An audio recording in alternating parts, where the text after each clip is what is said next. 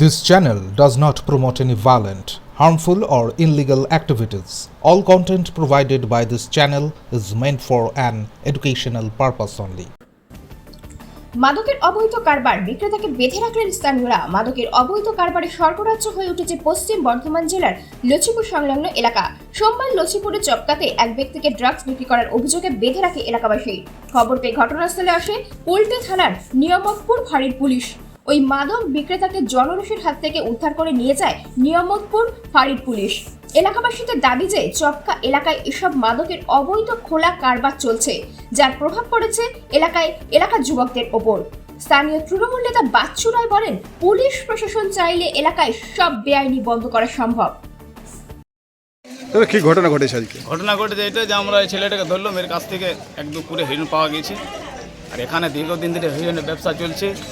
আমাদের এসসি ছেলেরা নষ্ট হয়েছে, কেউ হাঁড়ি ডেচকি বেঁচে দিচ্ছে, কেউ পালং বেঁচে দিচ্ছে, কেউ ঘরের পরিবার সংসার চালাতে পারছে না, তারা খেতে পেয়েছে না। হিরণের ব্যবসা যারা বাইরে থেকে এসছে তারা চালাচ্ছে।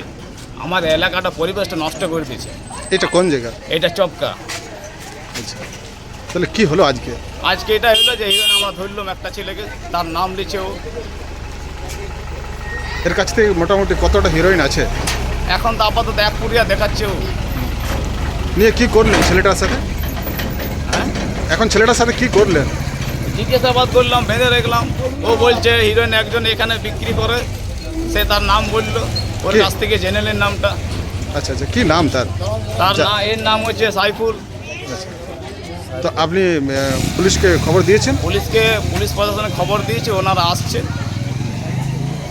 তো কি বলবেন এইভাবে যে দিনের পর দিন এই ব্যবসা চলছে, অসাধু একটা ব্যবসা? আমরা তো চাইছি দিনের পর দিন এই ব্যবসা যাতে বন্ধ হয়ে যায়। এই ব্যবসা বন্ধ হলে আমাদের এসটি ছেলেরা মানে এই নরক থেকে বাঁচবে।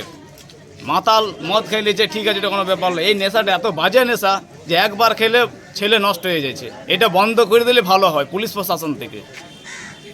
তো এর আগে আপনারা পুলিশ প্রশাসনকে জানিয়েছি, তারা ধরেও নিয়ে গেছে, আবার ছেড়ে দিচ্ছে। এই তো চলছে পরিবেশ। এখানে হিরোইনের ব্যবসা চলছে, বন্ধ করছে, আবার চালু করছে, আবার বন্ধ করছে, আবার চালু করছে।